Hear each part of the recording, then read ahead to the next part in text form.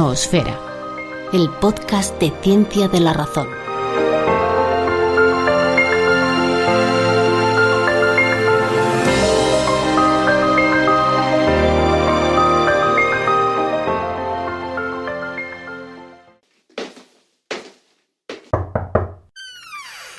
¿Se puede?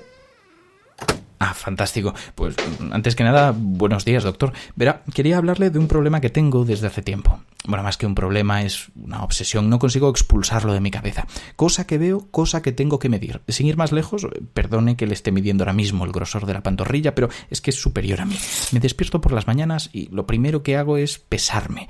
Y sí, ya sé que eso es algo normal, pero todo se va complicando, porque entonces registro mi perímetro abdominal y me mido la impedancia de la piel y, bueno, en fin, que el otro día me hicieron una biopsia de intestino y me dediqué a calcular la dimensión fractal de las vellosidades intestinales. Y la verdad, perdone, pero me he metido el termómetro ya en la oreja a usted mientras le hablo y que no sé, se da cuenta de cómo es ser yo. Ni siquiera sé, por ejemplo, en qué momento he sacado el higrómetro y se lo he puesto encima de la mesa. Y una vez más, o sea, perdone, porque Dios sabe cómo, parece que ya le estoy haciendo una espectroscopía de aliento, pero ¿se hace una idea de lo que es vivir mi vida?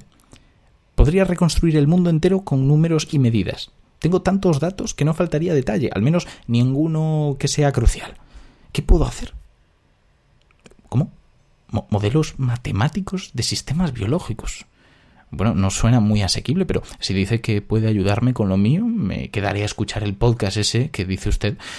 Pero antes, a ver, ¿le importaría, ya lo último, ¿le importaría que le midiera la resistencia de sus pestañas a la torsión?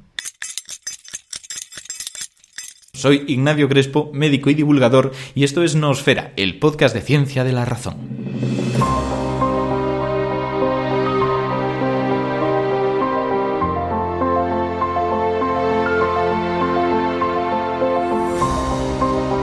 Bienvenidos al programa número 16 de Noosfera. Estamos tratando cada vez más temas, y lo digo siempre, pero es que me dan ganas de decirlo, porque normalmente cuando se habla de ciencia se hablan siempre de las mismas 4 cosas. Es difícil que te dejen hablar y explayarte en temas raros, en temas rocambolescos que tal vez no sean de primer interés para mucha gente. En cambio aquí lo hacemos, tenemos esa suerte y vamos a aprovecharlo. Así que hoy, como colaborador, como una de cada 3 veces, traemos a Daniel Gómez, que es diplomado en química y licenciado en bioquímica, con máster en biofísica, especialista en neurociencia e inteligencia artificial, autor de 2 libros de divulgación científica, colaborador con la revista Principia Magazine, youtuber científico en el canal Amloy y colaborador, como he dicho, de nuestra sección, que escribe ahí artículos fantásticos. ¿Qué tal, Dani? Hola, Ignacio. Encantado de estar aquí. El tema me parece muy interesante. Hombre, es que este tema te toca de cerca, el tema de biocosas y computación. Sí, por eso. Es un tema muy bonito y además creo que va a ser muy interesante nuestro invitado. Hombre, es muy interesante porque tenemos con nosotros a Guido Santos, que es licenciado en biología, máster en biomedicina, doctor en ciencias biomédicas y experto en modelización matemática de sistemas biológicos. Aparte de todo esto, es profesor de biología molecular y bioquímica en la Universidad de La Laguna, ha dado clases en la Facultad de Medicina de la Universidad de Erlangen-Nuremberg y, por si fuera poco, también es coordinador de la comunidad de divulgación científica Scenio, conferenciante, podcaster y monologuista científico. Guido, muchísimas gracias por estar con nosotros. No, muchas gracias a ustedes, que como habrás podido percibir por mi currículum, me encanta meterme en estos fregados, o sea que estoy encantado aquí. Sí, pero esto pasa mucho con nuestros invitados, o sea, os encanta meteros en fregados, pero me sorprende que a pesar de meteros en tantos, encontréis un hueco para meteros en uno más. Siempre eso es lo que para estas cosas siempre uno encuentra. Pero eso es lo que se agradece. Pues me parece súper interesante, tal y como hemos contado a tu currículum, porque claro, lo hemos abreviado mucho. Esto realmente en versión extensa es mucho más largo. Pero se ha visto como una trayectoria en la cual, vale, biología, pero te especializas en biomedicina y luego decides saltar al mundo de in silico, ¿no? De ordenadores, de computación. ¿Cómo pasa algo así? Porque aunque se esté poniendo un poco de moda, sigue sin ser lo más normal en las carreras científicas del mundo sanitario. Cierto, de hecho, estas cosas normalmente pasan, porque las he visto además pasar en varias personas, como una revelación. O sea, no, a esto no se te convence. Esto llega un momento que ves algo, que enciende algo dentro de ti y te hace apostar por ello. En mi caso eso ocurrió durante la carrera, una asignatura se llamaba biofísica, pero que era básicamente pues modelización matemática, no era lo que se entiende realmente por biofísica. Y fue en esa asignatura donde realmente algo hizo clic y dije, es esto lo que quiero hacer. Y no toda la gente pasa por eso, o sea, es una cuestión de estar en un momento apropiado en el contexto, con la mentalidad apropiada en ese contexto, que lo oyes y dices, es esto. Pero como tú dices, es bastante poco frecuente que eso le llame la atención a una persona de biología, biomedicina, por la enorme carga de matemáticas que tiene, que por lo general no atrae tanto para una persona que le interesa más lo ambiental, lo molecular. Sí es cierto que lo matemático suele ser más ajeno, y entonces por eso es cierto que no es tan frecuente. Claro, pero bueno, a pesar de ello, como decimos, se está poniendo un poquito de moda, eso es interesante. Y otra cosa que de tu recorrido pues puede llamar la atención es que tú saliste, evidentemente, de Tenerife, tú te fuiste a la Universidad de Laguna, te fuiste a la Universidad de Erlangen-Nuremberg y luego has vuelto. ¿Cómo has vivido ese proceso de salir y volver? Que, bueno, al final es bastante típico en el mundo de la investigación, pero no siempre puedes volver. Sí, lo cierto es que cuando uno se va, porque por lo general cuando estás en la academia sabes que en algún momento, tarde o temprano, tendrás que salir durante un tiempo más prolongado o más corto, pero tendrás que ir fuera. Y uno sale no sabiendo si va a volver, porque te encuentras con muchísimas oportunidades muy jugosas, realmente que te aportan mucho económicamente y profesionalmente, y nunca sabes si va a haber una oportunidad para volver y seguir trabajando en lo que te interesa, que es un poco... Siempre puedes volver, pero no siempre con opciones a trabajar en lo que te interese. Entonces, cuando la gente se va, y yo fui uno de ellos, nunca sabes si vas a volver. Y en mi caso fue pues una cuestión de suerte. Y no lo digo por humildad, lo digo porque incluso siendo el mejor de un área, incluso siendo el más preparado, necesitas además suerte para conseguir esa oportunidad. Entonces, en mi caso, se dieron las dos situaciones. Pude prepararme bien de la manera en que quería prepararme y por lo tanto estaba preparado, pero es que además tuve la suerte de que surgió la oportunidad en el momento que más preparado estaba y fue por eso por lo que pude volverme. Pero no es un caso normal, no es la situación normal para la mayoría de las personas que se van fuera. Tristemente. Exacto. Sí, hay mucha gente que del mundo de la investigación que ha tenido que salir, es lo normal, y cuando sale dice lo que acabas de comentar, que no tiene claro si va a poder volver. Se van un poco con esa esperanza de que en algún momento, pasados los años, encuentren una plaza de vuelta. Pero vamos, es realmente un salto de fe. Es una de esas cosas duras que te demuestran hasta qué punto es inestable la vida de muchos investigadores. ¿Y actualmente en qué posición estás? Es decir, en la Universidad de Laguna, ¿qué es lo que estás haciendo? ¿Sigues la carrera investigadora o estás en medio profesor, medio carrera investigadora, como pasa en muchas universidades?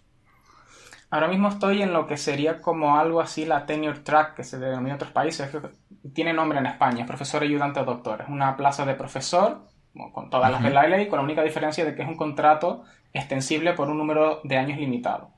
Durante ese periodo tú tienes la oportunidad de engrosar el currículum y de presentarte a una plaza indefinida en mejores condiciones. Entonces estoy ahora mismo pues en esa fase en la que estoy pues aprendiendo no solo o continuando el aprendizaje en la investigación, que eso es algo que llevo haciendo ya unos años, sino empezando a formarme en lo que es la academia, la docencia universitaria, mediante la práctica, mediante ejerciendo como profesor. Que esa es un poco la fase en la que la evolución académica te va desenvolviendo.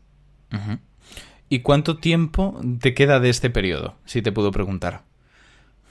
Bueno, pues yo empecé ahora año y medio. Y por lo general te lo suelen extender, o sea, tienes opciones a extender en esta plaza, tienes opciones a extenderla durante 5 años. Entonces, pues eso, me quedarán 3 años y medio. Depende también porque no necesariamente tienes que agotar los 5 años. Entonces, claro, algunos profesores consiguen una plaza indefinida antes de que se le acabe la plaza temporal, otros la extienden completamente, entonces también es un poco una incertidumbre en ese sentido.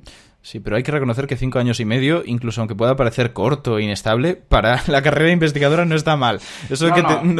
Porque ya hemos comentado alguna vez que el tema de los postdoc, tienes tus 3 añitos y prácticamente en cuanto llegas a un sitio tienes que estar preparando ya las cosas para la siguiente postdoc que hagas, que es mudanza tras mudanza. Pero bueno, volviendo un poco ya a lo puramente científico, comentabas que tú habías sentido este flechazo por el mundo de las simulaciones y de la modelización matemática con una asignatura que justo iba de eso. Pero hay algo que me ha parecido siempre muy curioso de la gente que os dedicáis a esto, y es que, aunque os especializáis mucho en las herramientas matemáticas, es bastante frecuente que toquéis después aplicaciones muy distintas, ¿no? Que trabajéis con modelos muy diferentes y acabéis teniendo pues un conocimiento transversal de este campo. ¿Tú ahora mismo en qué estás en concreto? Buena pregunta, porque precisamente este cambio de fase me ha desestabilizado un poco en cuanto a la investigación y ahora pues dependo más que nada de colaboraciones y por lo general las colaboraciones con gente en el ámbito de la biología molecular son más interesantes para la gente experimental, sí aportas más análisis de datos que modelización matemática. Entonces, en ese sentido, estoy en una fase más de analista de datos o bioinformático incluso, que modelizador. La modelización la tengo reservada para los momentos en los que tengo más autonomía de investigación, en las que yo puedo llevar mi propia línea. Y todavía no he tenido esa oportunidad, porque para ello pues tengo que desarrollar bien mi trayectoria, formar un grupo y consolidarlo. Y es ahí cuando podré retornar a lo que hacía antes de conseguir esta plaza, que era pues hacer pura modelización matemática y quizá aplicar otras técnicas bioinformáticas ulteriores. Pero yo te digo que ahora me encuentro en esta fase en la que hago más bioinformática y análisis de datos que modelización en sí misma. Vale, perfecto. Pero ahora ya con esto claro, la pregunta está bastante clara y es, si nos tuvieras que decir un poco en qué consiste eso de modelización matemática en ciencias biomédicas, ¿qué nos dirías? ¿Qué pincelada nos podría acercar un poco a lo que significa? Pues una vez leí una frase en un artículo científico de la cual no me esperaba este tipo de reflexiones en un artículo científico que no era sobre filosofía de la ciencia ni nada, pero la verdad es que se ve que el autor era bastante... había hecho una reflexión bastante profunda en ese sentido, y aunque no recuerdo la frase exacta, era algo del estilo de, pues de la misma manera que un microscopio es una herramienta que te permite ver más allá que lo que te permiten ver tus ojos, y nombraba otra serie de técnicas que van en la misma línea, concluía diciendo que la modelización matemática es esa herramienta que permite llegar más allá que lo que nuestra comprensión nos permite a la hora de analizar sistemas complejos.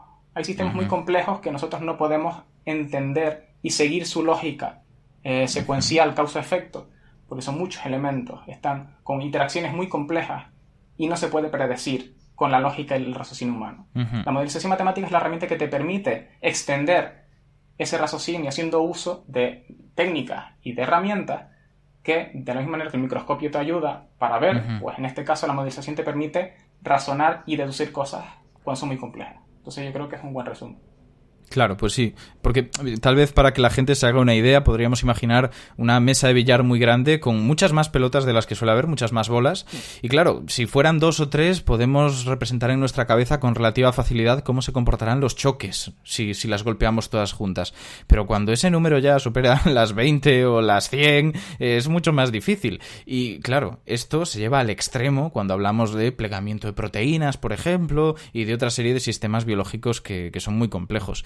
Y por aquí, precisamente, hacen una pregunta que va por ese camino, porque recordamos a los oyentes que tenemos las redes sociales en donde podéis buscar el hashtag Nosfera y allí os encontraréis de vez en cuando preguntas por anticipado para nuestros programas. Diremos, oye, si pudieras preguntarle a un experto en simulaciones matemáticas de sistemas biológicos, lo que fuera, ¿qué le preguntarías? Y entre las que nos han dejado está esta de @MarioMartinez96 que dice lo siguiente: ¿cuál o cuáles serían los sistemas biológicos más complejos de modelar matemáticamente?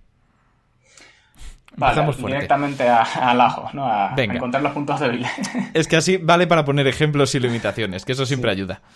Pues mira, los sistemas más complejos son, en realidad, bueno, volviendo a lo que sería una definición de un sistema, que es un conjunto de elementos interconectados, pues el sistema más complejo es aquel que tiene más elementos y más interacciones, más capas de complejidad.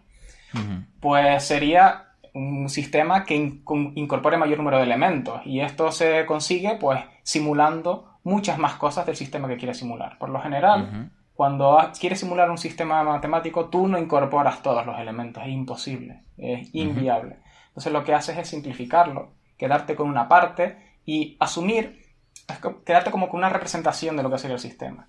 ¿Cuál sería el sistema más complejo de todos? Pues aquel que aspire a lo imposible, que es simular el sistema real, con todos y cada uno de los elementos.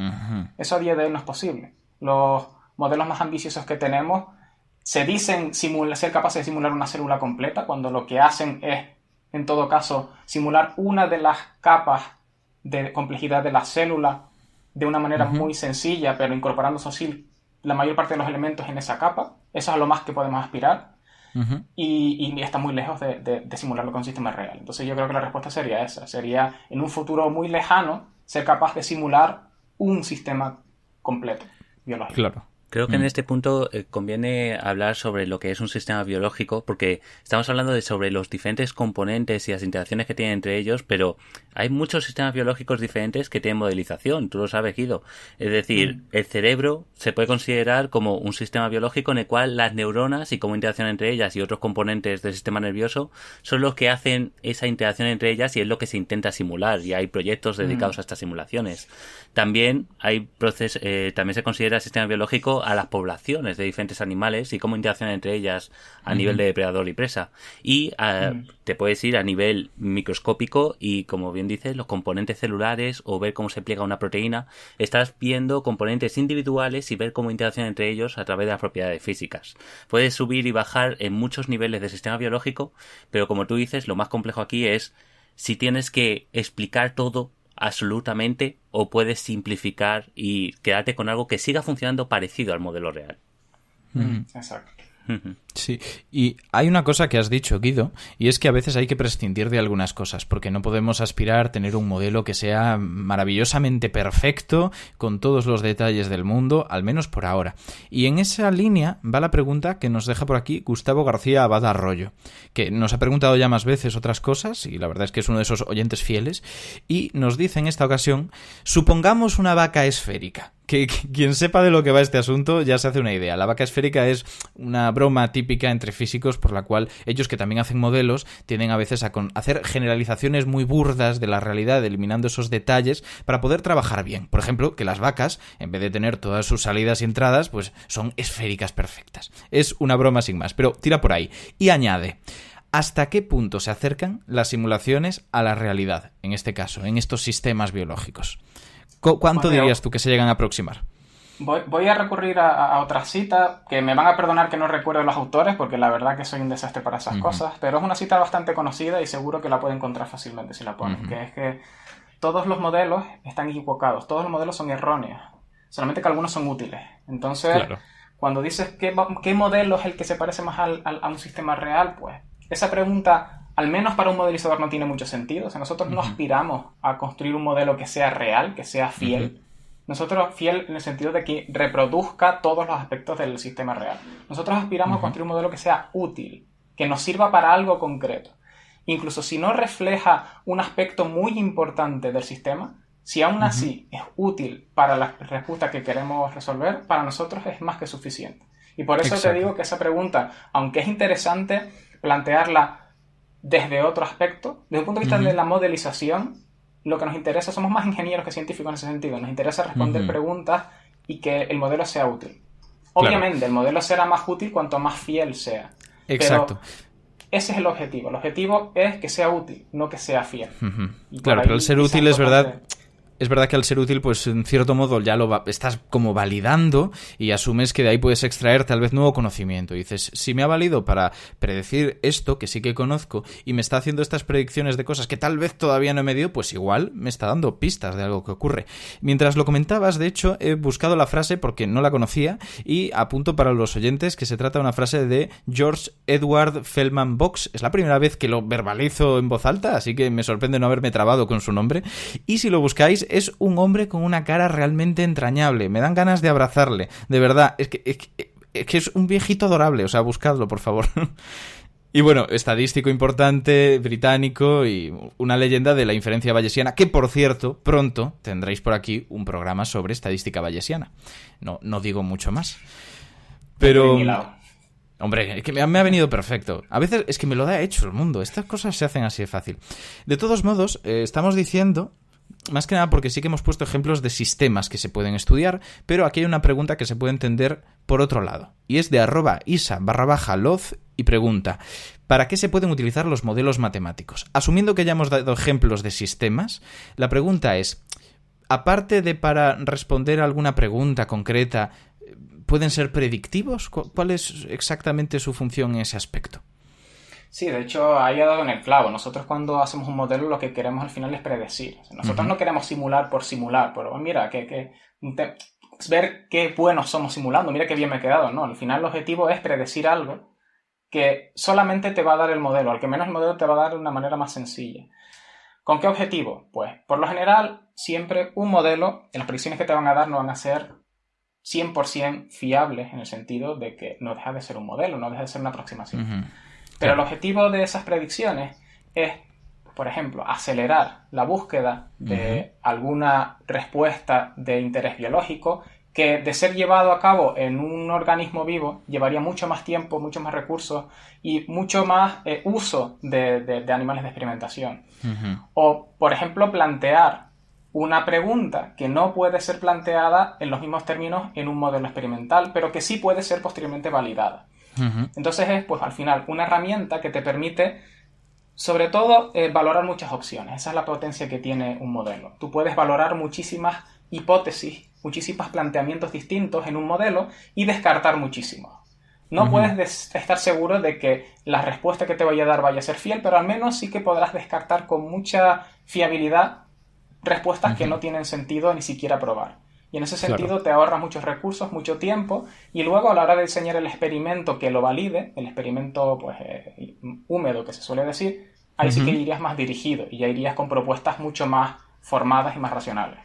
¿Y hasta qué Claro. punto estos modelos son ad hoc? Porque yo, cuando he visto muchos estudios sobre modelos biológicos, como tú bien dices, hay una parte in silico en el cual se diseña un modelo y se trata de que el modelo consiga ciertos efectos que se ven en un sistema biológico, pero luego hay una parte húmeda, siempre todos estos estudios suelen tener una parte húmeda en el que se hace un experimento de verdad en el sistema biológico real, probando lo de la simulación y probando si coincide si eres capaz de predecir con la simulación lo que pasa luego en el sistema biológico real.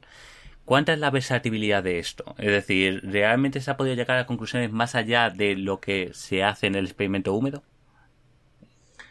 Sí, porque en realidad te haces preguntas distintas. Te haces preguntas porque a veces el modelo te informa, te culturiza, te enseña cosas que no sabías del sistema, porque cuando lo ves todo junto de repente dices, espérate, aquí está pasando algo. De hecho hay un experimento clásico que fue la explicación de esos resultados experimentales, adquirieron sentido en un modelo, que fue pues la señalización que ocurre en determinadas células. Cuando tú tienes una célula, pues hay que imaginarla como una esfera, como una barrera, que en principio intenta evitar que se transmita información innecesaria de fuera adentro. Pero alguna información sí tiene que entrar. Entonces, esas señales desde fuera hacia adentro, hacia el ADN que está en el núcleo, se transmiten a través de señales moleculares. Señales que viajan no como electricidad, porque no hay cables, sino que viajan a través de concentraciones de moléculas, ¿vale? Que aumentan y disminuyen. Entonces se había visto que habían determinadas señales que uno esperaría, pues la señal más sencilla es que aumente y disminuye, ¿vale? Una señal de on-off. Pero resulta que habían señales que funcionaban como si fuese una oscilación, ¿vale? La concentración de esos componentes aumentaba y disminuía.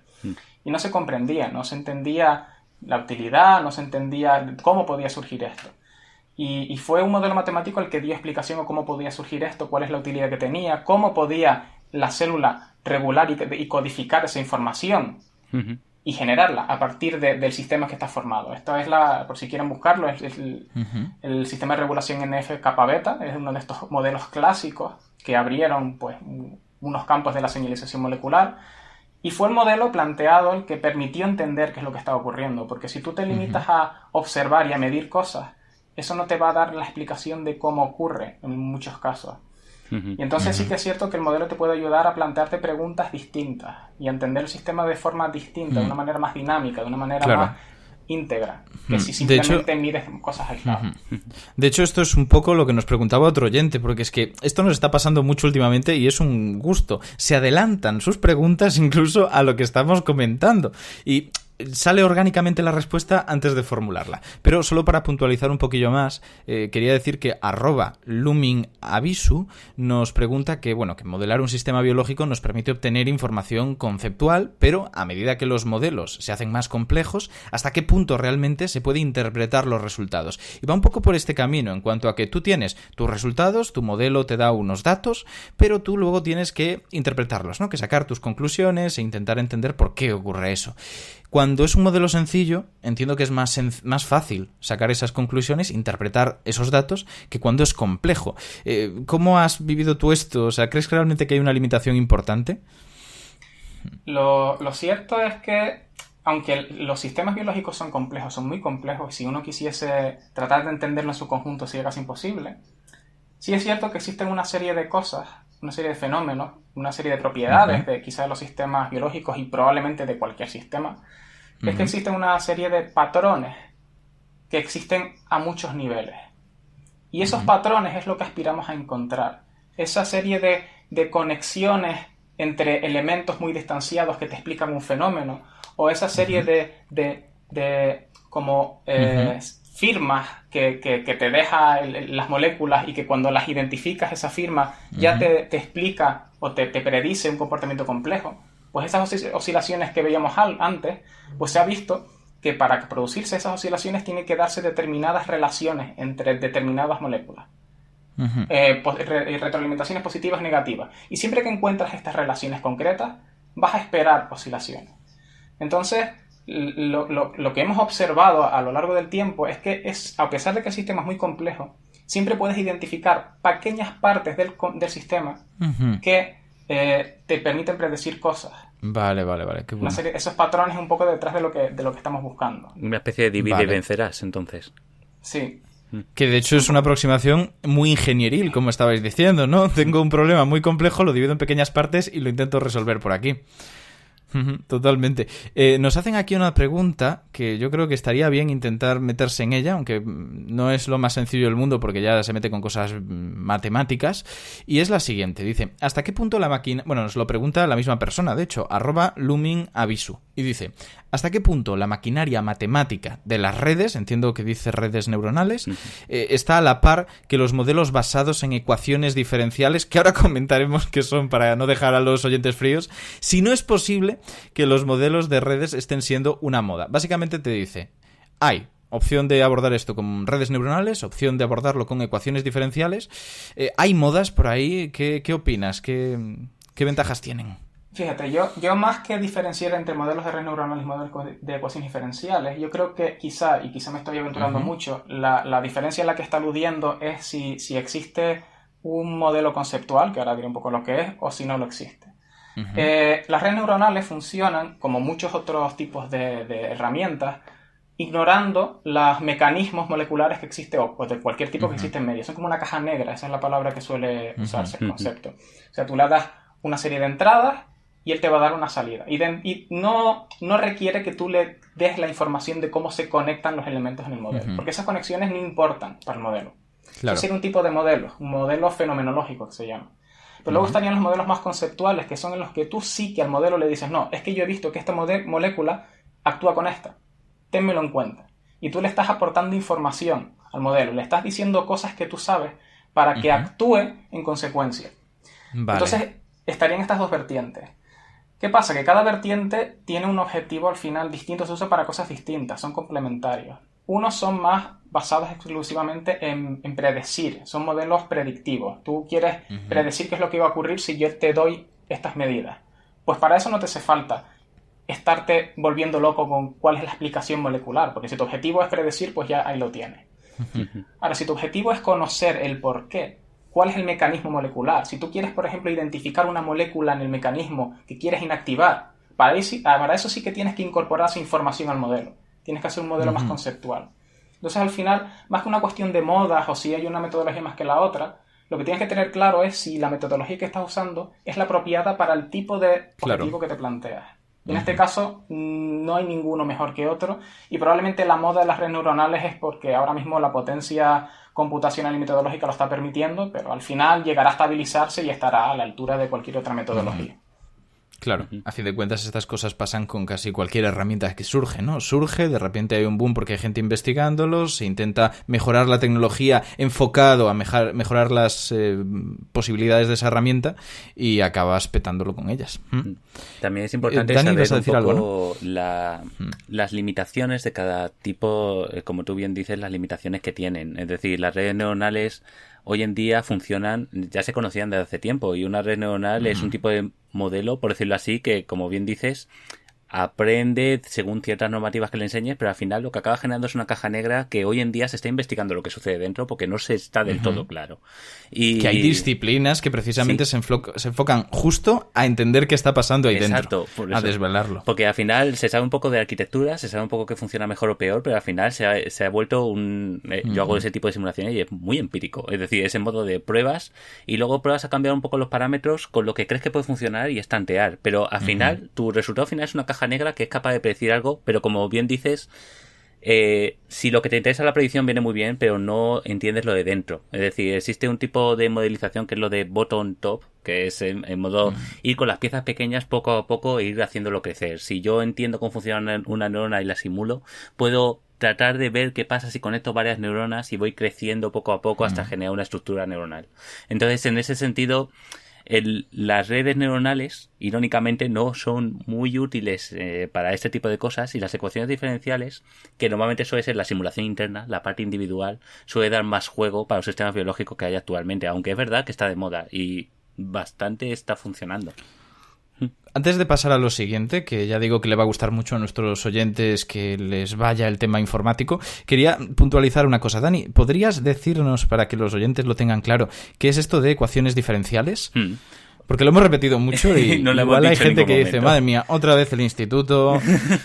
Una ecuación diferencial es un tipo de ecuación que permite cambios en ella respecto a unidades pequeñas de tiempo, de manera que puede permite describir el comportamiento a lo largo del tiempo o a lo largo del espacio, o a lo largo de una dimensión o varias dimensiones, de una manera precisa. De manera que, por ejemplo, imaginemos una onda sube y baja en el tiempo. El hecho de esta subida y esta bajada que se produce en el tiempo de manera periódica es necesario, tener cierta diferenciación del parámetro temporal. Podríamos decir que no es exactamente así, pero solo para que se lo hagan una idea los oyentes, que una ecuación diferencial nos permitiría entender realmente pues a qué velocidad va, por ejemplo, en cada momento un coche que hace un trayecto de un punto a otro. Mientras que si no pudiéramos recurrir a estas ecuaciones diferenciales, que tendríamos una especie de velocidad media que no nos deja ver las características realmente y cómo evoluciona el sistema, ¿no? Y muy por encima. Claro, y no todos los datos pueden realmente acoplarse a un modelo diferencial. Me refiero, si no, seríamos capaces de predecir cualquier cosa que suceda. Es decir, muchas veces es ciertos comportamientos que se ven en la naturaleza podemos tratar de decir una ecuación diferencial que más o menos coincide con su comportamiento para simplificarlo, como estamos diciendo.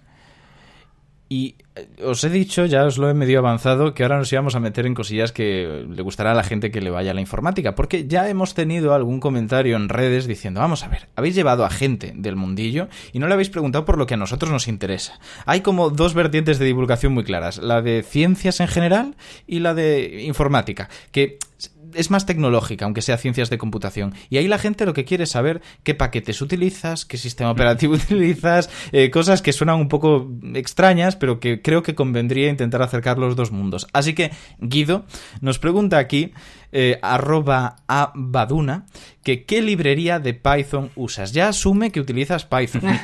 Que podemos decir que es un lenguaje de programación. Cuando vemos a esa gente en las series tecleando como locos código, pues no se utiliza siempre la misma sintaxis, es como si hubieran lenguas distintas.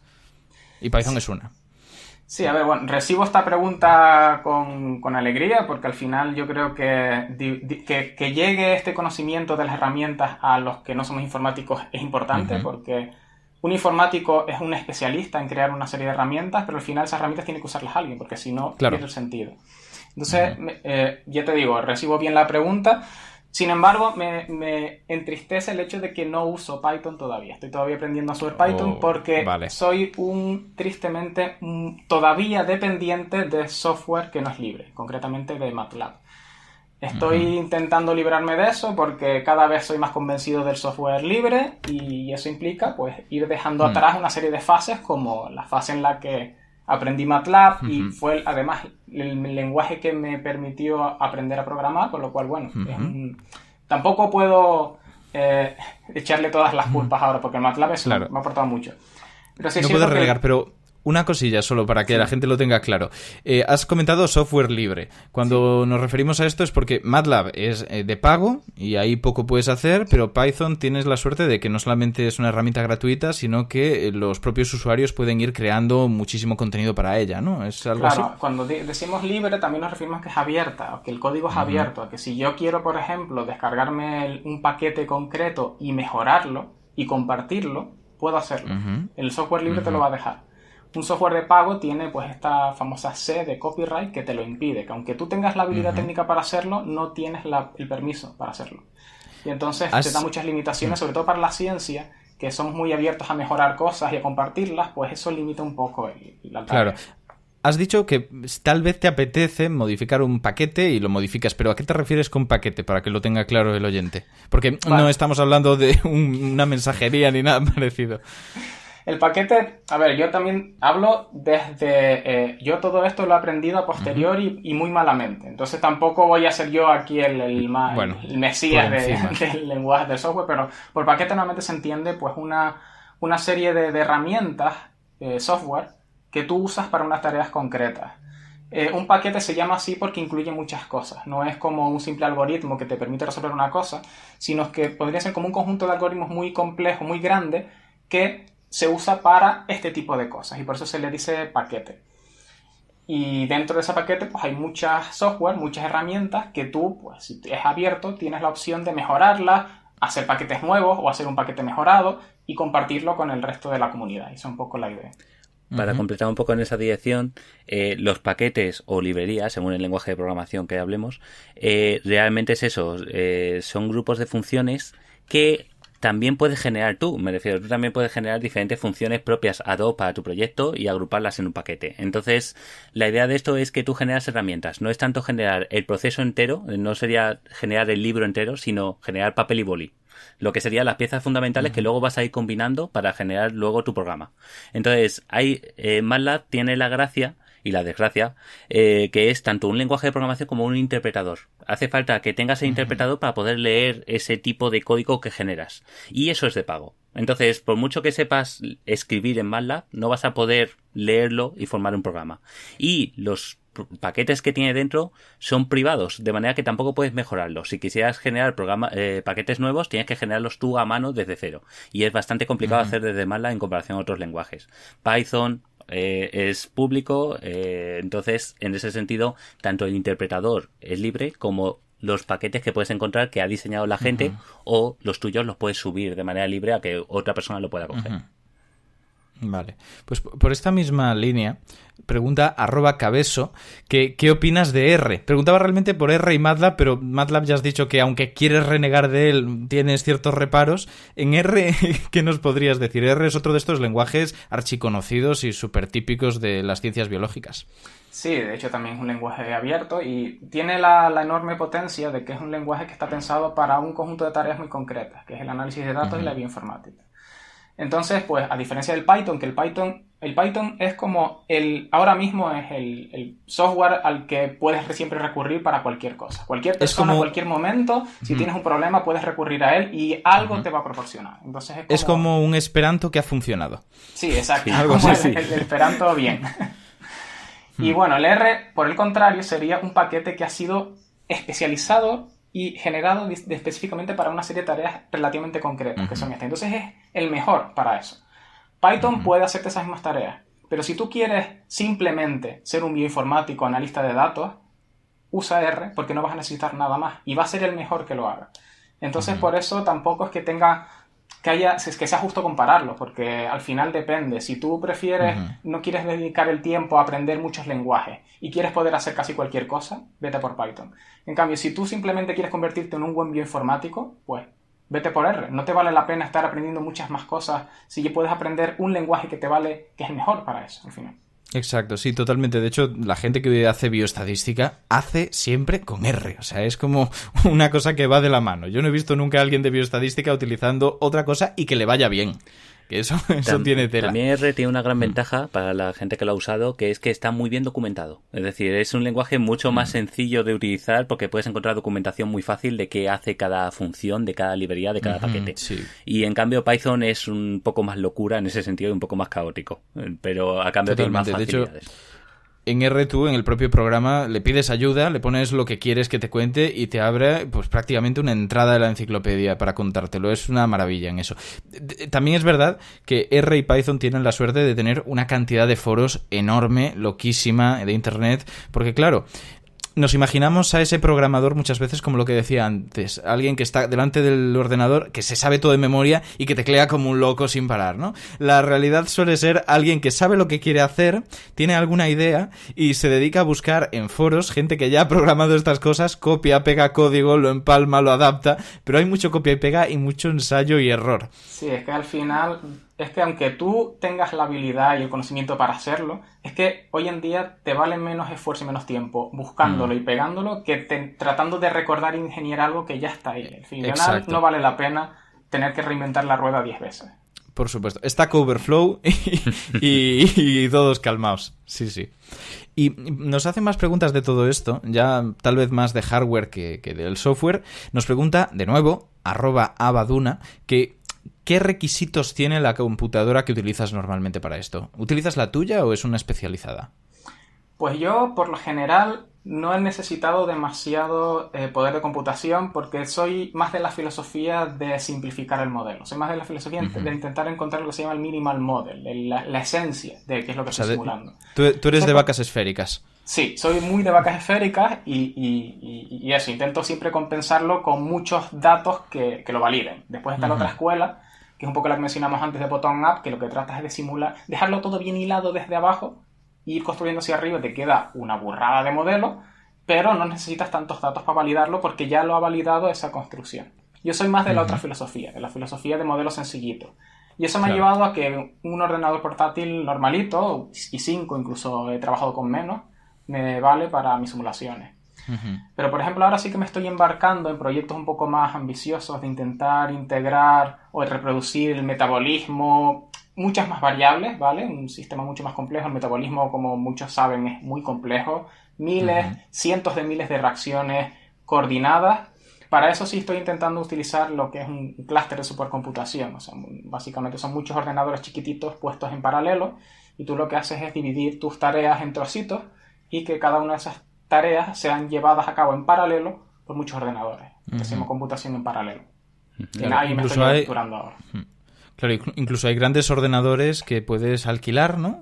Están funcionando a distancia, tienen ahí sus racks y tú envías, computan lo que haga falta, hacen sus simulaciones y te devuelven los datos. Porque hay algunas que realmente se vuelven muy excesivas para cualquier ordenador portátil o incluso para cualquier ordenador de una universidad. Yo recuerdo hablar con alguno de mis profesores, oye, ¿podríamos hacer una simulación de esto? Y decirme, ¿con estos ordenadores? ¿Con estos quieres hacer eso que me dices? Hace falta inversión, desde luego. Y saliendo un poco del mundo informático, nos pregunta @purosmitos una cosa que, bueno, ya es más sobre el aplicar todo esto. Ahora ya hemos comentado el lenguaje que usas, el tema de los paquetes, las computadoras, pero teniendo todo eso en cuenta, ¿cuál es la simulación con mayor precisión que has hecho y cómo fue validada? Vale, sí, o sea, aquí es como un examen. Me estás haciendo elegir entre mamá y papá, ¿no? Esto es como, haznos tu mejor plato.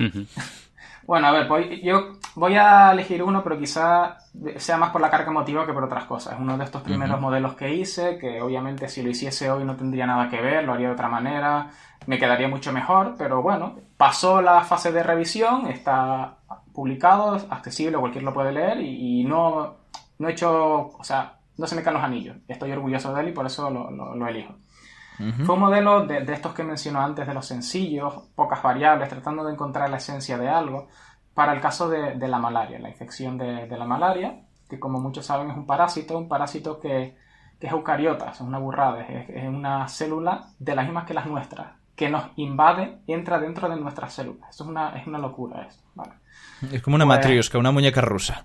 Sí, y entra dentro de los glóbulos rojos. Entonces se reproduce en su interior de manera asexual y los revienta y ahí pues va repitiendo el ciclo. Entonces yo lo que quería era pues reproducir eso en un modelo, las oscilaciones que se producen en la cantidad de parásitos en la sangre, que de alguna manera correlaciona con los picos de fiebre, etc.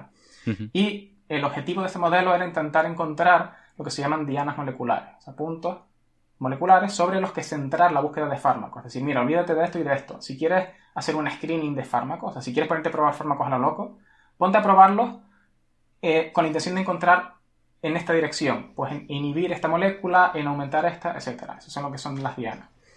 Pues de entrada, ya te digo, no tenía demasiadas aspiraciones con ese modelo, un modelo de 4 variables, muy sencillito, pero aún así me sorprendió la cantidad de situaciones distintas que fue capaz de predecir. A la fase de validación tú tienes que darle al modelo datos experimentales en condiciones distintas y ver si cuando tu modelo está en esa condición predice esos datos. Pues el modelo mío fue capaz de predecir situaciones en humanos, en monos, en ratones, con vacunas, con tratamientos, con fármacos que se usan contra la malaria. O sea, fue capaz de predecir incluso cuantitativamente, porque no solamente el comportamiento general, sino prediciendo bastante acertado, muchas condiciones distintas. Y yo te digo, para aquel entonces me sorprendió mucho hasta qué punto era fiel a todos los datos que le ponía. Y de ahí salieron pues una serie de dianas que proponimos y ahí siguen y están a la espera de que una farmacéutica, una compañía se anime a probarlo, se anime a ir por esa vía a ver si realmente son buenas dianas terapéuticas. Vamos, y además que esto es un problema real y que impacta muchísimo en la salud poblacional a nivel mundial. No hablamos de una enfermedad cualquiera, sino de una enfermedad que los últimos datos que vi fueron hace unas semanas, apuntaban unos 800.000 muertos anuales por malaria. Es un número muy elevado, muy, muy elevado. Claro, no nos suele tocar a nosotros. Esos 800.000 suelen estar concentrados todos en una franja tropical que tenemos un poco lejos y olvidada, pero ahí están y ahí causan daños. Sí, pues nada, un poco fue la contribución, esa fue la que hizo. Obviamente, por desgracia, no teníamos en nuestro grupo la capacidad de poner a prueba eso, porque obviamente hace falta unas instalaciones, unos protocolos que no teníamos. Pero lo bueno de publicar en abierto, porque este artículo está en abierto y pueden encontrarlo, de hecho en mi página web está, cualquier persona en cualquier parte del mundo puede leerlo y ponerlo a prueba. Y bueno, pues ahí estamos intentando que eso apoye en algo. Pues me parece fantástico. Y claro, lo que acabamos de hacer además es poner un ejemplo claro, ya ahora clarísimo, de un modelo que se puede hacer. Ya no puede haber duda, ha sido súper concreto. Pero nos hacen preguntas igual de concretas sobre otros posibles modelos. Por ejemplo, aquí nos pregunta @adrinvalls que si se puede modelar el proceso por el cual un conjunto de bacterias adquieren resistencia a un antibiótico específico dentro del cuerpo humano. ¿Esto se podría? Sí, es que al final, o sea, esta es una pregunta que suelen hacerme mucho con los colaboradores, en plan, bueno, ¿esto se podría simular? ¿Esto se podría modelar? La respuesta es sí. Todo se puede modelar. Todo se puede simular si tienes, pues, el conjunto de datos para validar el modelo suficiente, si tienes, pues, la capacidad para para simular o para hacer las predicciones que te interesen. Al final es una cuestión de medios, no es una cuestión de filosofía de la ciencia, si es posible o no modelarlo. Siempre va a ser posible modelarlo. Son las limitaciones técnicas, logísticas, las que te van a decir si eso se puede hacer o no. Este problema concreto, pues además es un problema muy interesante y en concreto me interesa concretamente esta pregunta porque es un tema en el que me interesa ahora meterme. Estoy intentando meterme en el tema de la resistencia a los antibióticos porque es uno de estos grandes problemas a los que nos vamos a enfrentar junto con las epidemias que ya la estamos viviendo. Pues el siguiente problema que nos podemos enfrentar es la resistencia a los antibióticos. Y se puede simular, obviamente. Al final lo que necesitamos es pues tener una suficiente información de estas bacterias que adquieren resistencia para poder incluirlo en los modelos. Y al final el objetivo sería pues conocer cuáles son las causas de por qué se vuelven resistentes. Porque muchas veces, o al menos hasta el día de hoy, en muchos casos no conocemos por qué se vuelven resistentes. No conocemos los mecanismos concretos. Simplemente encontramos una droga nueva para la que no es resistente y la cambiamos, la reemplazamos. Claro. Pero si conocemos los mecanismos por los cuales una bacteria se vuelve resistente, podríamos adelantarnos a ello. Podríamos ponerle fin a esa adquisición de resistencia.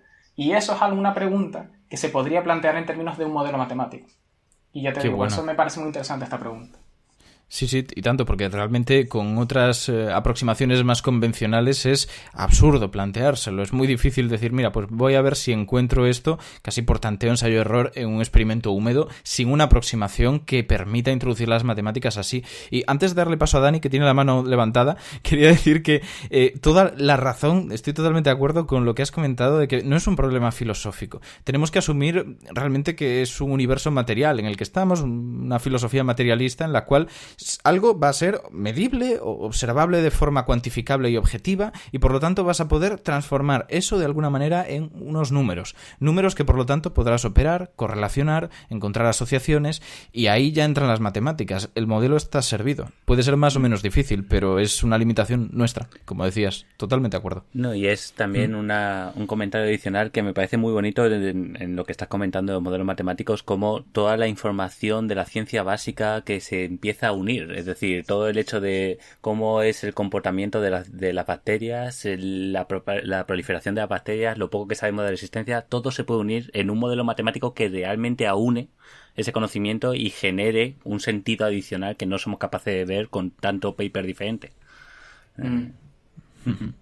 Y también, como una esperanza, entiendo, nos pregunta @José González Álvarez que ¿cuánto falta para que exista un modelo matemático que nos permita evitar experimentar con animales? Y a mí al menos esta pregunta me parece muy interesante, porque no es la primera vez que veo en redes sociales a gente afirmar que ya existen modelos que permiten evitar esta investigación. Lo dijo, por ejemplo, la actriz de Big Bang que hacía de Amy, se hizo muy viral cuando lo afirmó, pero es una barbaridad, por mucho que esta persona fuera neurocientífica.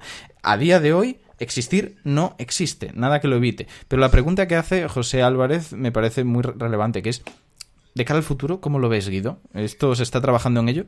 Sí, de hecho, a ver, me suele afectar personalmente bastante cuando la gente afirma esa serie de cosas, porque es que precisamente uno de los objetivos de modelización y por lo tanto uno de los objetivos de mi trabajo es evitar el uso de animales en la experimentación. Y cada día trabajamos en eso. Cada día trabajamos en que los modelos cubran más terreno de la experimentación animal. Y eso se está consiguiendo. Cada día se usan menos animales de experimentación. Cada día, además, se usan experimentos menos agresivos para los menos animales que se utilizan. Hoy en día, en las fases del testeo de un fármaco, que quizás los experimentos que más se conocen de cara a la sociedad, pues ya hay una fase obligada de modelización matemática. Obligada, en la que tú tienes que probar el fármaco en un modelo antes de saltar a animales. Eso evita muchísimo uso de animales. Y eso tú puedes ir viendo que el uso de animales, a pesar de que cada vez investigamos más, se usan menos animales en promedio, por investigación, por así decirlo. Uh-huh. Entonces, es un poco echar piedras encima de ese ideal que tienes cuando afirmas que algo ya está ocurriendo, cuando no es así. Todavía no podemos prescindir de la experimentación animal. Todavía hay condiciones en las que un modelo matemático, un cultivo in vitro o cualquier otro método alternativo no puede sustituirlo. Hay muchas condiciones en las que no. Y podría darte 1000 ejemplos ahora mismo, pero es que hay muchas condiciones en las que no se puede. Uh-huh. Idealmente, en un futuro no muy lejano, sí se podrá. Y a eso aspiramos. No te puedo decir una fecha, pero si ves la tendencia, verás que efectivamente ese es nuestro objetivo. Totalmente. Nosotros no pedimos fechas nunca porque esa costumbre de tratar al investigador como un adivino es absurda. Pero sí que es verdad que estáis más cerca de los últimos avances que hay, de esa frontera entre lo que se está realmente investigando. Y bueno, eso, que me parece muy relevante lo que has comentado, porque no me cansaré de recordar que los científicos no tienen ningún gusto ni ningún placer en utilizar animales para investigación. Es porque ahora mismo es inevitable para muchas cosas, para reducir riesgos en humanos, para hacer aproximaciones, pero evidentemente hay soluciones de futuro, de cara a futuro, y esta podría ser una de ellas. O sea, me encanta, es una de esas cosas que teníamos que haber comentado, así que genial. Y nos preguntan otra cosilla. Vamos a dejar esos modelos, ¿vale? Estamos diciendo, se puede modelar un ratón, se puede modelar bacterias con resistencia. Ahora lo que preguntan es más en general, es sobre tu proceso, porque tú puedes tener la idea de decir, vale, voy a trabajar con un ratón, voy a intentarlo modelizar, pero ¿cómo empiezas a hacerlo? Y eso es lo que nos pregunta Juan.Martin01. Dice, ¿cómo empiezas a hacer un modelo así? Y una vez terminado, ¿cómo de flexible puede llegar a ser? Pues es una pregunta que es bastante interesante porque mucha gente se va a sorprender la respuesta, y es que a la hora de construir un modelo, las primeras fases se parece mucho más a un arte que a una ciencia. No hay un protocolo, no hay una manera de hacer bien las cosas en esa fase. Es más, dejarte llevar por la intuición, por la experiencia que has adquirido, incluso a veces por el ensayo y error, cuando no tienes toda esa experiencia y esa intuición. Y como digo, es mucho más un arte que una ciencia. Pruebas, cosas, te dejas llevar por esa impresión de voy a quitar esto, tengo la impresión de que esta variable no es tan importante, quizás se encuentre por aquí. Ya digo, es como hacer un cuadro, se parece mucho. Tratas de encontrar la esencia. Obviamente, esa fase inicial artística en la que casi todo vale, va a pasar por luego, eso sí, una serie de filtros que ya sí son rigurosos, que es pues la dictadura de la evidencia. Si no pasa la validación, pues amigo, da igual lo bonito que te haya quedado el cuadro, pero vas a tener que rehacerlo. Entonces, si me pregunta pues cómo empieza, pues empieza así. Empieza como quien dibuja un cuadro. Planteas el escenario, te haces la pregunta, incluso muchas veces dices cómo me gustaría que fuese y juegas con ello. Y luego pasas a las fases, eso sí, de ir probándolo. ¿Cómo de flexible puede llevar a ser? Pues tampoco de entrada lo sabes. Y al final depende pues de muchas cosas, pero de lo que más depende al final es de cuánta información hayas integrado en el modelo. Cuántos datos hayas usado para validarlo. El número de variables, cómo de grande sea y cómo de fiel haya sido representando eso, te permite luego reproducir situaciones distintas a las que tú querías. Y eso también lo puedes cuantificar, porque puedes enfrentar tu modelo a situaciones distintas y ver si es capaz de reproducirlo. Y en muchos casos te llevas la sorpresa de que efectivamente has encontrado algo, la esencia, lo que se encontraba, lo básico que explica el mecanismo, y eso te permite pues llevarlo a otras situaciones y ver que sigue funcionando. Claro. Es un paso interesante porque no solamente es esa parte informática, sino que en algún momento tienes que someterte a lo que decías, esa dictadura de la evidencia, que me ha parecido fantástica la forma de decirlo, en la cual tienes que llevarlo a lo húmedo, llevarlo a la práctica. Y yo creo que más o menos por ahí nos pregunta Juan de Dios Charte Beltrán, cuando dice, ¿es viable crear un modelo de vida simulada y llevarlo a la práctica como ser vivo? Y antes de que respondas, yo no sé si lo estará diciendo por esto, pero estoy seguro de que al decirlo, muchos de nuestros oyentes estarán pensando en esos biobots que salieron al principio del año, estas pequeñas simulaciones que hicieron con algoritmos evolutivos y que luego llevaron a cabo con una impresora que iba poniendo células contráctiles y creaba pequeños bichitos que se movían y se desplazaban. Y le llamaron vida en la prensa y en algún sitio. Pero, teniendo en claro que pueden pensar en esto, ¿qué les responderías tú? Claro, que al final es eso, depende de qué es lo que consideres tú, a qué aspiras cuando dices crear un organismo, pues. Si a mí me preguntas como biólogo, pues yo te voy a decir que es que no se puede ahora mismo. Un organismo ahora mismo es tan complejo, a tantos niveles, con tantos elementos, que es que no puedes, a día de hoy no podemos ni siquiera imaginarlo, no podemos ni siquiera plantear una simulación de un organismo, no se puede. ¿Qué puedes plantear? ¿A qué puedes aspirar? Pues a que el modelo simule el comportamiento del individuo, eso es otra cosa. Porque un organismo, por muy complejo que sea, hay comportamientos que se pueden explicar con sistemas muy sencillos, porque la base fundamental de ese mecanismo es más sencilla que todo el organismo. Y entonces a eso sí que podemos aspirar. Podemos aspirar, y de hecho se está haciendo diariamente, un modelo que simule un comportamiento o una serie de comportamientos del organismo.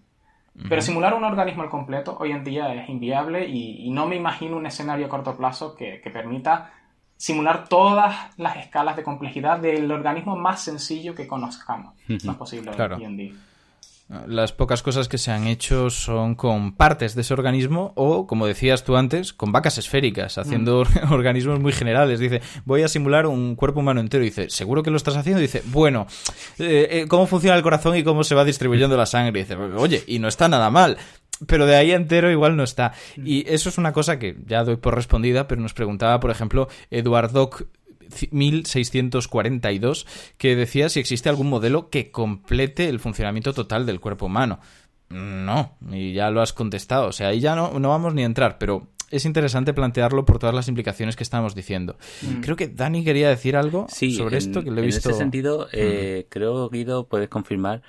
También un modelo que fuera el funcionamiento total del cuerpo humano tampoco tiene mucho sentido por lo mismo que tú dices, porque tendría menos utilidad que un modelo que fuera del corazón o un modelo que fuera del sistema el intestino, porque puedes responder preguntas mucho más específicas que ponerte a montar un modelo del funcionamiento total del cuerpo humano que da preguntas diferentes, pero te vas a lo más complejo posible cuando puedes resolverlas de manera más sencilla, ¿no? Sí.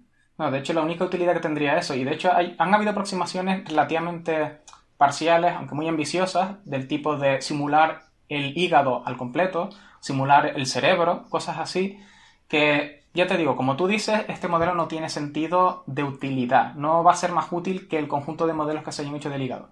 Pero sí es interesante en el sentido de todas las herramientas, la metodología, todo lo que se aprende por el proceso. Yo creo que ese tipo de modelos sí es interesante, es como un viaje a la luna.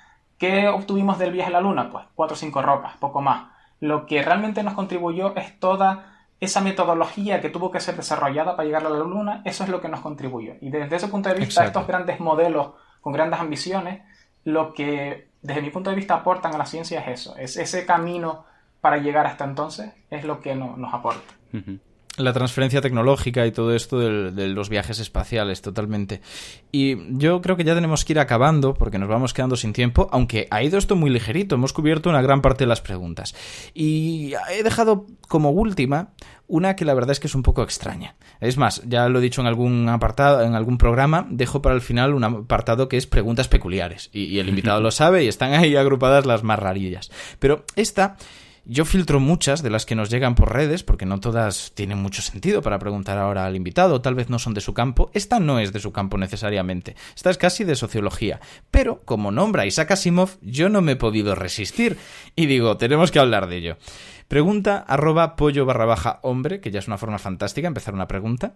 ¿Conoces la psicohistoria de Asimov? ¿Crees que en un futuro se podría hacer modelos sobre el devenir de las sociedades? Y antes de que respondas, para quien no conozca la psicohistoria de Asimov, es una creación de su saga Fundación, en la cual Harry Seldon, que tiene unos conocimientos matemáticos brillantes, sabe cómo utilizar toda la información que tenemos sobre el comportamiento de la sociedad a lo largo de la historia, en el pasado, para crear con herramientas matemáticas un sistema predictivo que le permite saber cómo se va a comportar la sociedad en el futuro y cómo optimizar sus acciones para que un tiempo largo de barbarie se reduzca al mínimo.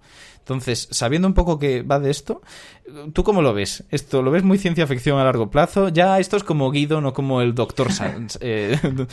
Sí, de hecho, bueno, estos libros me los he leído y yo en este sentido voy a ser muy optimista. A pesar de que no es mi rama, yo cuando me leí el libro vi muchas de las cosas que yo aplico a diario en mis modelos.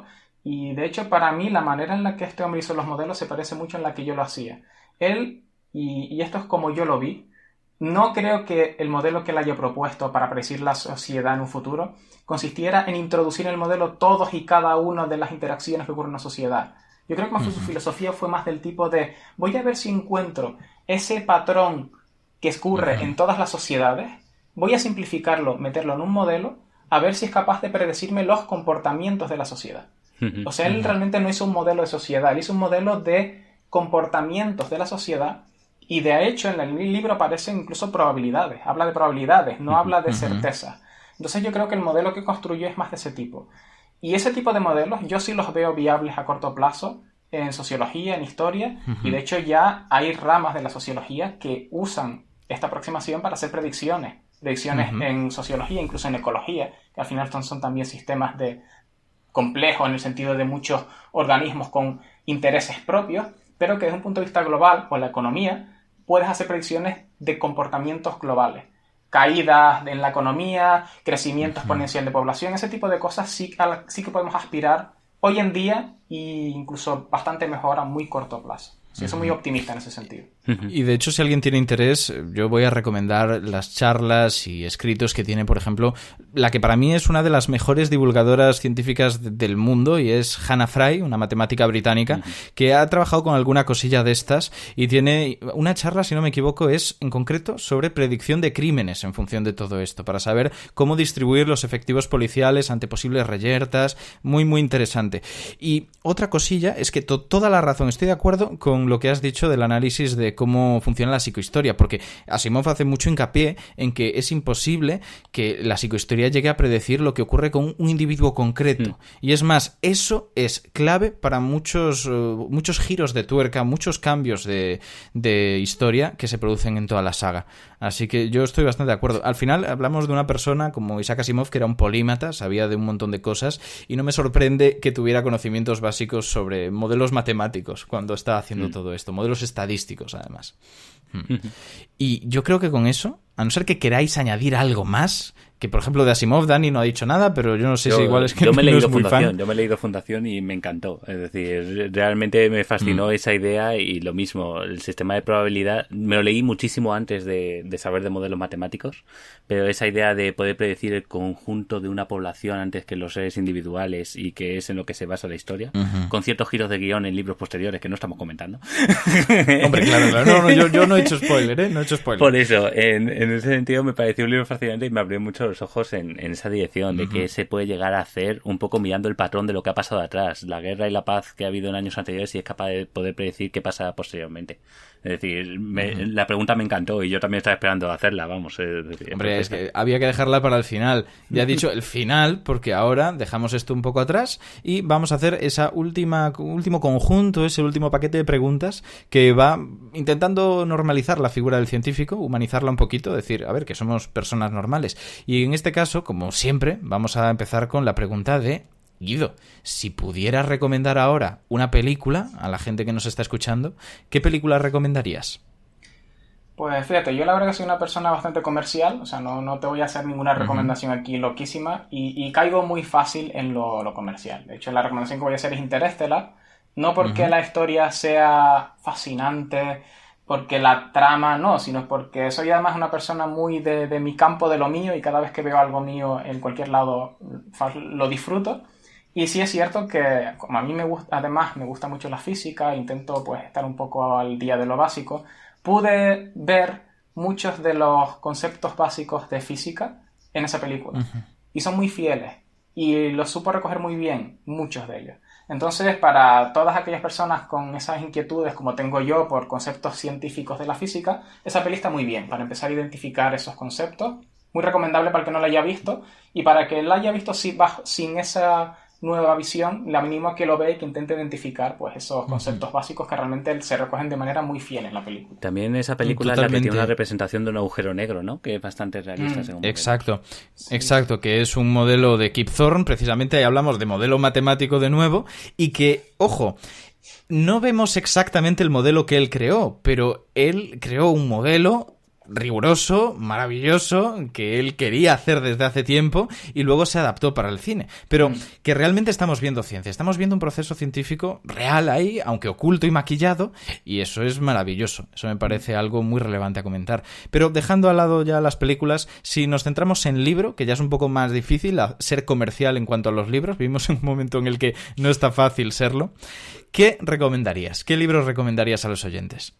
A mí es que en el momento en que empezamos a hablar de Asimov ya me colapsaste. Ya claro, cualquier otra opción me la vas a negar. Entonces, pues la trilogía de la Fundación, quien no se la haya leído, se la tiene que leer. Y es que precisamente para el moto de este programa, la filosofía, la idea, va a verla reflejada en ese libro, por lo que estuvimos hablando antes. Entonces, ahora mismo no puedo hacer otra recomendación que la trilogía de Asimov. Tampoco hace falta que te leas toda la saga, porque son muchos libros. La trilogía ya te aporta la esencia de lo que es un modelo. Claro. Qué es hacer predicciones, hasta qué punto te puedes fiar de ellas. Todo esto que hemos hablado en ese programa se destila muy bien en esta trilogía. Además, eso sí, con una narrativa que engancha. Entonces, cualquier persona, aunque crea que puede superarle, en todo lo contrario. Verán que le va a encantar esta trilogía si no se la han leído. Totalmente de acuerdo. Te iba a preguntar por esa concreción de la trilogía y no necesariamente toda la saga o incluso el universo de Asimov, pero ya la has respondido, así que paso a preguntarte lo último. Y es, siempre lo digo, un poco más difícil de plantear, porque no es ni un libro ni una película, es algo más conceptual. Es, si pudieras recomendar un hobby, una actividad a la gente que nos está escuchando para que la prueben una vez en su vida, en algún momento, ¿qué recomendarías? Aquí ya pues fíjate, juega la variedad. En mi caso no se podría considerar un hobby, porque forma parte de mi trabajo, que es la programación, pero puede ser considerado como un hobby para aquellas personas que no trabajan ni en la academia, ni en la investigación, ni en la programación, que es empezar a programar un lenguaje sencillito, un par de líneas, y ver cómo el ordenador empieza a hacerte caso, cómo empieza a hacer las cosas que a ti te gustaría que hiciese. Y puede ser cualquier cosa básica, puede ser programar que el ordenador a tal hora te abra una ventana de Windows. Cualquier tontería. En cuanto lo haces, esas cosas enganchan muchísimo. Hoy en día cualquier persona puede programar, porque hoy en día no es como hace 20 años, que solamente las mentes privilegiadas que habían pasado por una carrera de 10 años eran capaces de entender ese lenguaje. No, hoy en día tenemos programas que cualquier persona sin conocimientos de informática puede usar.